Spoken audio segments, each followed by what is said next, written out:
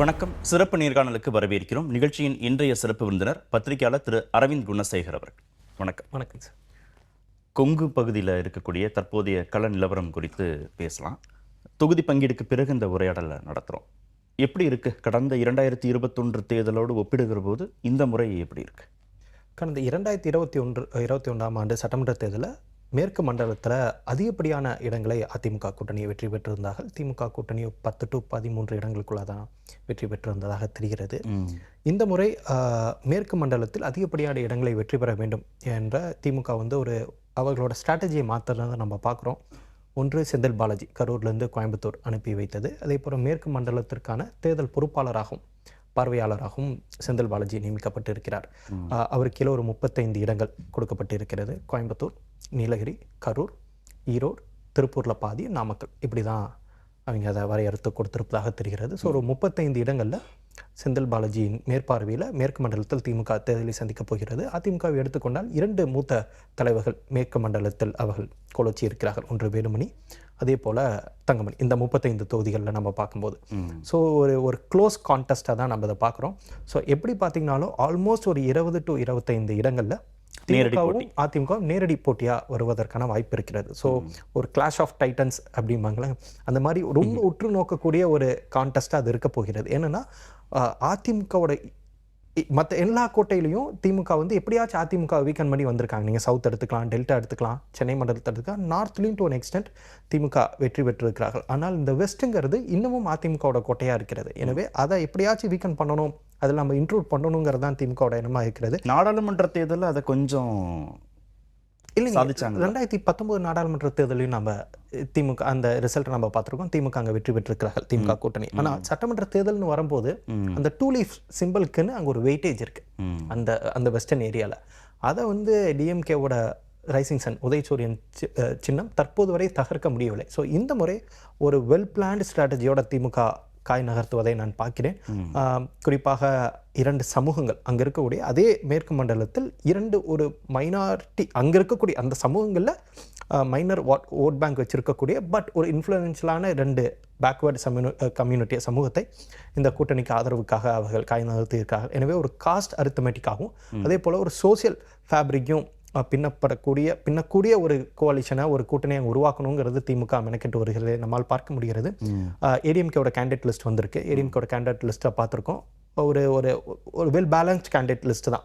அது ஒரு experienced plus ஒரு ஃப்ரெஷ் நியூ ஃபேஸாக இருந்தாலும் அந்த ஏரியாவில் பரிச்சயமான அதிமுக கேண்டிடேட் லிஸ்ட்டில் அது புது முகமாக இருந்தாலும் பட் அந்த ஏரியாவில் பரிச்சயமான ஒரு சில நபர்களை அவர்கள் நிறுத்தியிருக்கிறார்கள். குறிப்பாக கோபிச்செட்டிப்பாளையத்தில் பிரபுன்னு ஒரு கேண்டிடேட் நிறுத்தியிருக்கிறார்கள். முதல் முறையாக நிற்கிறார். செங்கோட்டை நின்று இந்த தொகுதியில் இப்போ அவர் நிறுத்தியிருக்கிறார். ஸோ அந்த மாதிரி ஒரு சில ஃப்ரெஷ் ஃபேஸாக இருந்தாலும் அங்கே எக்ஸ்பீரியன்ஸ்ட் கேண்டிடேட்டாக தான் அவங்க நிறுத்தியிருக்காங்க. ஸோ ஒரு ரொம்ப உற்று நோக்கக்கூடிய தேர்தலாக இருக்க போகிறது. ரிசல்ட்டில் தான் நமக்கு தெரியும். திமுக கூட்டணி கட்சிகள் சின்னம் வெர்சஸ் ரெட்டலை, அதே மாதிரி அதிமுகவுடைய கூட்டணி கட்சிகளுடைய சின்னம் வெர்சஸ் உதயசூரியன், அப்படி இருக்கிற தொகுதிகளில் எப்படி இருக்கு சிச்சுவேஷன்? தாமரை சின்னம் அதிமுக கூட்டணியில் அதிமுகவை தவிர்த்து தாமரை சின்னத்தில் தான் அந்த 7 இடங்கள் வரப்போகிறது. 6 பாஜக நிற்கிறார்கள். 1 தமிழ் மாநில காங்கிரஸ் ஈரோடு மேற்குன்னு நினைக்கிறேன். அதுவும் தாமரை சின்னம். அதான் அந்த 7மே தாமரை சின்னம் தான். ஸோ அதுலேருந்து எப்படி பார்த்தாலும் எங்கெங்கெல்லாம் உதயசூரியனும் ரெட்டலை நிற்கிறோம், அது ஒரு ஆடட் அட்வான்டேஜாக நம்ம பார்க்கிறோம். நீங்கள் காங்கிரஸை கம்பேர் பண்ணும்போது பிஜேபி சின்னம் ஓரளவுக்கு ஏற்கக்கூடிய ஒரு சின்னமாக மேற்கு மண்டலத்தில் மாறிட்டு வருது. நீங்கள் காங்கிரஸோட மக்கள் பாஜக சின்னத்தை ஒரு பரிச்சயமான சின்னமாக பார்க்கிறார்கள். காரணம் அண்ணாமலையும் நாம் சொல்லலாம், வானதி ஸ்ரீனிவாசன் சொல்லலாம், எல்முருகன், 3 பேருமே சிபி ராதாகிருஷ்ணன் இந்த நம்ம கண்டென்ஷன் இருக்கும்போது சிபி ராதாகிருஷ்ணன் இந்த 4 பேருமே அந்த மண்டலத்தை சேர்ந்தவர்களாக இருக்கும்போது ஒரு பரிச்சயமான முகமாக மக்கள் பார்க்க தொடர்ந்து வெற்றி பெற்றுட்டு வர அந்த பகுதியில். அதனால அது ஒரு ஃபெமிலியர் ஒரு சிம்பிளாக இருக்கிறது. காங்கிரஸ் சிம்பிளுக்கு அந்த வெயிட்டேஜ் இன்னும் அவ்வளோ இருந்த மாதிரி இல்லை. ஸோ திமுக சின்னத்தோட சப்போர்ட்டில் தான் காங்கிரஸ் அங்கே. ஸோ காங்கிரஸ்க்கு ஒரு 5 இடங்கள் இந்த 35 தொகுதிகளை கொடுத்தா கூட இந்த 5 இடங்களில் ஊட்டி மட்டும்தான் காங்கிரஸ் ஜெயிச்ச தொகுதி. மற்ற எங்கேயுமே ஈரோடு ஈஸ்ட் ஜெயிச்சாங்க. ஸோ இந்த கோயம்புத்தூர், திருப்பூர் இந்த 2லையுமே காங்கிரஸோட சிம்பிளுக்கு ஒரு பெரிய வெயிட்டேஜ் இருப்பதா. அங்கே தாமரை வெர்சஸ் காங்கிரஸ் கைன்னா வரப்போதா கிட்டத்தட்ட அப்படி கூட நம்மளால பார்க்க முடியாது. நமக்கு என்னமோ திருப்பூர்ல அப்படி வரக்கான வாய்ப்பு இல்லை. திருப்பூர்ல பார்த்தீங்கன்னா பாஜக ஒரு இடத்துல தான் நிற்கிறாங்க. அவினாசின்னு நினைக்கிறேன். அவினாசி தனி தொகுதியில் நிற்கிறார்கள். அங்கு காங்கிரஸ் நிற்பதற்கான வாய்ப்பு இல்லை. பல்லடம் அங்கே காங்கிரஸ் vs ஏடிஎம்கே தான் வரும். இங்கே கோயம்புத்தூரில் 2 தொகுதிகள், 1ஓ 2ஓ காங்கிரஸ் போவதற்கான வாய்ப்பு இருக்கிறது. அங்கே போனாலும் தொண்டாமுத்தூரில் தான் வேலுமணி நிற்கிறார். அங்கே எங்கேயா இருந்தாலும் இரட்டலைக்கு எதிரான ஒரு சின்னமாக தான் காங்கிரஸ் நிற்க போகிறது. ஸோ அந்த ரெண்டுலேயுமே இந்த 3 இடங்களில் பார்த்தோம்னா ஏடிஎம்கே விசஸ் காங்கிரஸ்னு வரும்போது நேச்சுரலி ஏடிஎம்கேக்கு அது அட்வான்டேஜாக இருக்கும். பாஜக நிற்கக்கூடிய தொகுதி மொடக்குறிச்சியிலையோ அவினாசிலையோ கோயம்புத்தூர் நார்த், இந்த 3லையும் நீங்கள் எடுத்துக்கிட்டிங்கன்னா 3லையுமே ஒரு பிரபலமான பாஜக வேட்பாளர்கள். நீங்கள் எல்முருகன் எடுத்துக்கலாம், இல்லை கோயம்புத்தூர் நார்த் வானதி எடுத்துக்கலாம். ஸோ இங்கே பார்த்தீங்கன்னா ஏடிஎம்கே விசஸ் காங்கிரஸ்னு வந்தால் ஏடிஎம்கேக்கு எவ்வளோ ஈஸியாக இருக்கோ அந்த மாதிரி ஒரு ஃபேவரபிள் கண்டிஷனில் பிஜேபி விசஸ் டிஎம்கேன்னு வராது. ஸோ இவங்களாம் சட்டமன்றத்துக்கு வரணும்னு அதிக விருப்பப்படுறாங்க. எல்முருகன் மட்டும்தான் நம்ம அதை வச்சு பேச முடியும். பாஜக தேசிய தலைமையும் எல்முருகனை அங்கே நிறுத்தி ஜெயிக்க வைக்கணும்னு அவங்க ஆசைப்படுகிறார்கள். அதனால தான் அவரை போய் கண்டெஸ்ட் பண்ண சொல்கிறாங்க. அதனால தான் அவர் அங்கே கண்டெஸ்ட் பண்ணுறாரு. அவினாசி அதுக்கு பின்பாக ஏதாவது ஒரு ஸ்ட்ராட்டஜி இருக்கா? ஒன்று ஏன்னா இருக்கக்கூடிய எல்லா ஃபோர்ஸையும் நம்ம இங்கே இறக்கி நம்ம ஜெயிக்கணும்னு அவங்க நினைக்கிறாங்க. வெஸ்ட்டை பொறுத்த வரைக்கும் நம்ம ஒரு கன்சால்டேட் பண்ணணும். வெஸ்ட் ரீஜன் ஏன்னா பாஜக வளரக்கூடிய ஒரு மண்டலமாக வெஸ்ட்டாக மேற்கு மண்டலத்தை பார்க்குறாங்க. திருப்பூர் அதே மாதிரி, திருப்பூரில் ஒரு தொகுதி, திருப்பூர் சவுத்துன்னு நினைக்கிறேன், அதுவும் பாஜக கொடுத்துருக்காங்க. திருப்பூர் சவுத்தும் எனக்கு என்னமோ டிஎம்கே விசஸ் பிஜேபின்னு தான் வரப்போகுது. அந்த மாதிரி ஏதாச்சும் ஒரு சர்ப்ரைசிங் எலிமெண்ட் வந்துச்சுன்னா மொத்த பாஜகவோட என்டையர் ரிசோர்ஸஸும் அந்த தொகுதியில் இருக்கும். அது ஒரு ஸ்டார் தொகுதியாக மாறிடும். ஸோ அப்போ அது ஒரு ஈக்குவலி பிளேஸ்ட் கான்டெஸ்ட்டாக இருக்கும். ஸோ அதனால் திருப்பூர் சவுத்துங்கிறது கேண்டிடேட்டை பொறுத்து, அது டிஎம்கே விசஸ் பிஜேபின்னு முடிவு எடுத்தாலும் கேண்டிடேட்டை பொறுத்து. மொடக்குறிச்சிங்கிறது இருக்கக்கூடிய sitting MLA BJP versus MDMK. But MDMK DMK சின்னத்தில் நிற்க போகிறதுனால அதுவும் கொஞ்சம் பேலன்ஸ் கான்டெஸ்ட்டாக தான் இருக்கும். டைரக்ட் கோயம்புத்தூர் நார்த்தை நம்ம டைரக்டாக எடுத்துக்கலாம், அவினாசி டைரக்டாக எடுத்துக்கலாம், ராசிபுரம் டைரக்டாக இருக்கும் தான் எனக்கு தோணுது. இது செந்தில் பாலாஜி வர்சஸ் வேலுமணி அப்படியான தேர்தலாக பார்க்கலாமா? அதை நீங்கள் அங்கே செந்தில் பாலாஜின்னு ஒருத்தரை எடுத்துக்கிட்டா கூட அதிமுகவில் பார்த்தீங்கன்னா அது வேலுமணின்னு ஒருத்தர் கிடையாது. நீங்கள் அங்கே பார்த்தீங்கன்னா மேற்கு மண்டலத்தை மட்டும் எடுத்துக்கிட்டோம்னா ஒவ்வொரு மாவட்டத்திலையும் ஒரு இன்ஃப்ளூயன்ஷியலான ஒரு எக்ஸ்ட்ரீம்லி எலெக்ஷன் மெஷினரியை ரொம்ப கரைத்து கொடுத்த ஒரு சில அதிமுக தலைவர்கள் நீங்கள் இருக்காங்க. நிறைய ஹெவி வெயிட்ஸ் இருக்காங்க. நீங்கள் ஈரோடு மாவட்டத்தை எடுத்துக்கங்களேன், கேசி கருப்பண்ணன் இருக்கிறார், அங்கே நீங்கள் பார்க்க முடியும். நீங்கள் திருப்பூர் போயிட்டுன்னா ஆனந்தன் இருக்கிறார். அப்போ இவருக்கு தனபாலுக்கு சீட் கொடுக்கலனாலும் அங்கே ஆனந்தன் ஒருத்தர் இருக்கார். கோயம்புத்தூரில் 2-3 இருக்கார். நாமக்கல் எடுத்துக்கிட்டிங்கன்னா தங்கமணி இருக்கார். ஸோ அங்கே ஒவ்வொரு மாவட்டத்துக்கும் ஒவ்வொரு ஹெவி வெயிட் இருக்காங்க. திமுக எடுத்துக்கிட்டா முத்துசாமி சொல்லலாம், மூபே சாமிநாதனை சொல்லலாம், நாமக்கல்ல மதிவேந்தன் இப்போ சிட்டிங் மினிஸ்டர், கரூர் கோயம்புத்தூர் 2க்கும் சேர்ந்து செந்தில் பாலாஜி. ஸோ இப்படி இருந்தாலும் but heavy weight experienced victory ஏன்னா இப்போ நீங்கள் முத்துசாமி ஒரு லெவலுக்கும் மூபே சாமிநாதன் ஒரு லெவலுக்கும் செந்தில் பாலாஜி எடுத்துக்கிட்டா கூட இவங்க 3 பேர் தான் அந்த மாவட்டத்தை பார்க்க முடியும். நீங்கள் மதிவேந்தனையோ இல்லை மற்றவங்களை பார்த்தீங்கன்னா அவங்க எங்களோட தொகுதி மட்டும்தான் அவர்கள் இருக்காங்க. ஆனால் நீங்கள் தங்கமணிட்டு பார்த்தீங்கன்னா நாமக்கல் முழுமையாக தங்கமணி பார்த்துக்க முடியும். வேலுமணினா முழுமையாக அந்த திருப்பூர் கோயம்புத்தூரையும் பார்த்துக்க முடியும். டு ஒன் எக்ஸ்டெண்ட் அவர் இன்ஃப்ளூயன்ஸ் திருப்பூர் வரைக்கும் முடியும். கேசி கருப்புன்னு எடுத்துக்கிட்டிங்கன்னா அவரும் ஈரோடும் பாதியும் திருப்பூரையும் அவனால் பார்க்க முடியும். ஸோ அது ஒரு ஈக்குவலி பேலன்ஸ்டான எல்லா பக்கம் பரவன மாதிரி ஒரு இன்ஃப்ளூயன்ஸ் ஒரு ரிசோர்ஸ் கொண்ட ஒரு அமைப்பாக இருக்கிறது. திமுக பார்த்தீங்கன்னா ஒரு கான்சென்ட்ரேட்டடா அந்தந்த தொகுதியில் ஒவ்வொரு தொகுதிக்கான இதாக தான் இருக்க போகுது. பட் இந்த முறை ஸ்ட்ராட்டஜியை மாற்றி ஒரு பரவலாக யூனிஃபார்மாக இந்த கான்டெஸ்ட்டை கொண்டு போகணும் அப்படிங்கிறது திமுக விரும்புகிறாங்கன்னு நினைக்கிறேன். ஸோ இன்னமும் சொல்கிறேன், மேற்கு மண்டலத்தோட எலெக்ஷன் ரிசல்ட்ஸ் ரொம்ப ரொம்ப இந்த டைம் சர்ப்ரைசிங்காக இருக்கு. 2-3 மாதங்கள் அந்த ஜனவரி தொடக்கத்தில் தாவேக்காவோட இன்ஃப்ளூயன்ஸ் ரொம்ப அதிகமாக இருக்குது அந்த பகுதிகளில் அப்படின்னு நிகழ்ச்சிகளை கலந்து கொண்ட பத்திரிகையாளர்கள்லாம் சொன்னாங்க. அவங்க இம்பேக்ட் இப்போ எப்படி இருக்குது, எலெக்ஷனில் அது என்ன தாக்கத்தை ஏற்படுத்தும்? பைப்போலராக மாறிடுச்சா, டிஎம்கே வர்சஸ் ஏடிஎம்கேன்னு மாறிடுச்சா, இல்லை இவங்களும் இன்னும் இருக்காங்களா உள்ள? இல்லைங்க, இது இந்த எலெக்ஷனோட ஒரு வெற்றி வாய்ப்பு மேற்கு மண்டலத்தில் தாவேக்காக்கு எனக்கு கிடைக்குமான்னு எனக்கு தெரியல. கோபிங்கிற ஒரே தொகுதியில் மட்டும்தான் ஒரு க்ளோஸ் கான்டெஸ்ட் இருக்க மாதிரி பார்க்குறேன்.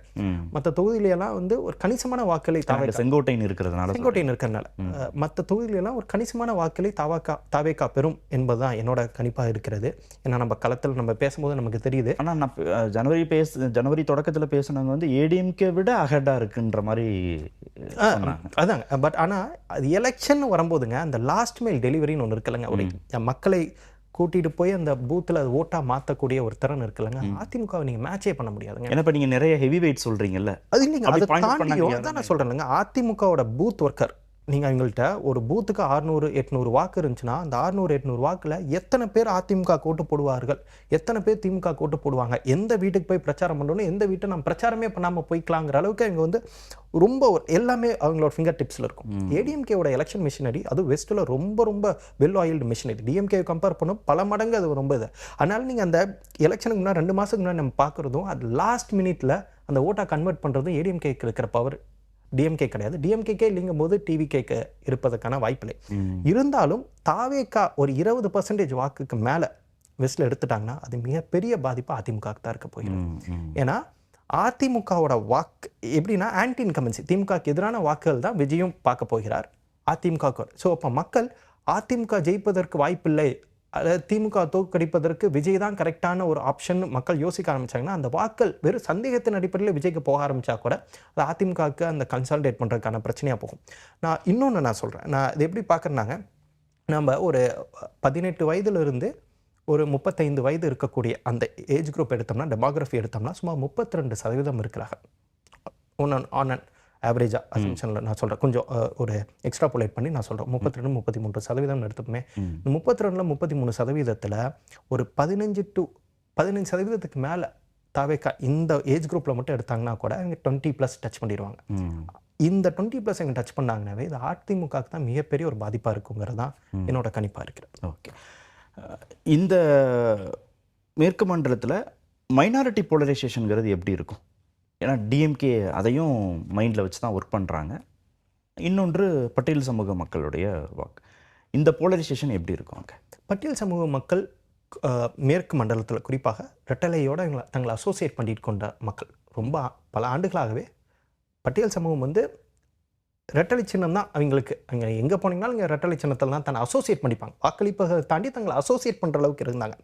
ஸோ தாவேக்காவோட வருகை அதை கொஞ்சம் டென்ட் பண்ணுறது தான் நம்ம பார்க்க முடியுது. ஒன்று, மைனாரிட்டி சிறுபான்மை மக்கள் கோயம்புத்தூரில் கணிசமாக இருக்காங்க, ஈரோட்டில் ஒரு சில இடத்துல இருக்காங்க, திருப்பூரில் கொஞ்சம், கரூரில் ஒரு அரவக்குறிச்சி தொகுதின்னு நினைக்கிறேன், அந்த மாதிரி கொஞ்சம் கொஞ்சம் பாக்கெட்ஸில் இருக்காங்க. கோயம்புத்தூரில் கொஞ்சம் ஒரு எலாபரேட்டாகவே கொஞ்சம் வைட் ஸ்ப்ரெட்டாகவே இருக்காங்க. ஸோ மைனாரிட்டி வாக்குகள் இந்த முறை அது வந்து தாவேக்காவுக்கு அது வெஸ்டர்ன் ரீஜனில் நம்ம ஒரு மேஜராக ஷிஃப்ட் ஆகி போகிறதா நம்ம பார்க்க முடியல. அந்த நான் சொன்ன இந்த ஏஜ் குரூப் 18 to 35 தாவேக்காவுக்கு இருக்கக்கூடிய ஒரு ஆரவாரம், ஒரு அசோசியேஷனோ அல்ல அதுக்கான சப்போர்ட் சிஸ்டம் அந்த 35க்கு மேலே நம்மளால அங்கே பார்க்க முடியல. ஸோ அந்த 35க்குள்ளே இருக்கக்கூடிய ஒரு மேஜராக அந்த பக்கம் மூவ் ஆகிறாங்க. 60-70% அப்படியே மூவ் ஆகும்போது மைனாரிட்டி வாக்குகளும் போகுது. ஆனால் நீங்கள் 35க்கு மேலே போனீங்கன்னா அந்த மைனாரிட்டி வாக்குகள் ரொம்ப பெருசாக மேஜராக ஷிஃப்ட் ஆகிற மாதிரி நமக்கு தெரியல. பாமகவோட கூட்டணி அந்த பகுதியில் ஏடிஎம்கேக்கு எப்படி ஹெல்ப் பண்ணும்? பாமக கூட்டணி கோயம்புத்தூர்ல பெருசாக இருக்கிற மாதிரி தெரியல. திருப்பூர்லேயும் ஒரு பெரிய ஃபோர்ஸ் ப்ளே பண்ணுற மாதிரி தெரியல. நாமக்கல்ல, சேலம் பகுதியில் கொஞ்சம் உதவி, சேலம் நாமக்கல்ல கொஞ்சம் இருக்கும். பவானி வந்து ஈரோடு மாவட்டத்தில் இருக்கக்கூடிய பவானி தொகுதி, மந்தியூர் தொகுதி 2 இடத்துலையுமே பாமக அந்த சமூக வாக்கு ஒரு அளவுக்கு ஒரு டாமினண்ட்டாக இருக்காங்க. ஸோ பவானி தொகுதி ரொம்ப ஒரு இதாக இருக்கும். ஸோ இது எப்படின்னாங்க, நீங்கள் கேட்ட கேள்விக்குள்ளாக தான் நான் வரேன். தாவேக்கா ஒரு 20% மேலே வாக்கை பிரித்தாங்கன்னா அவங்களேங்க ஏடிஎம்கேவோட ஹெவி வெயிட்ஸே இந்த எலெக்ஷனை ரொம்ப டஃப்பாக தான் ஃபேஸ் பண்ண வேண்டிய நிலைமையில் இருப்பாங்க. ஏன்னா திமுக கூட்டணிக்கான வாக்குகள், திமுக வந்து முடிஞ்ச அளவுக்கு திமுக கூட்டணியிலிருந்து பிரிந்து அது தாவேக்காவுக்கு போகக்கூடிய ஒரு வாக்குகளாக இல்லை.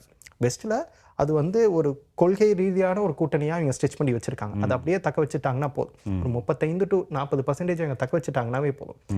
இந்த தாவேக்கா வாக்கள் ஆன்டி டிஎம்கேவா தங்களை ப்ரொஜெக்ட் பண்ண அதிமுகலேருந்து தான் அந்த வாக்கள் பிரிந்து தாவேக்கா நோக்கி போச்சுன்னா குறைய தான் ஏடிஎம்கேக்கு கெயின். தாவேக்கா குறைய தான் ஏடிஎம்கே கெயின். தாவேக்கா 10% கீழே போனாங்கன்னா ஏடிஎம்கே ஸ்டில் டாமினன்ட் ஃபோர்ஸ்.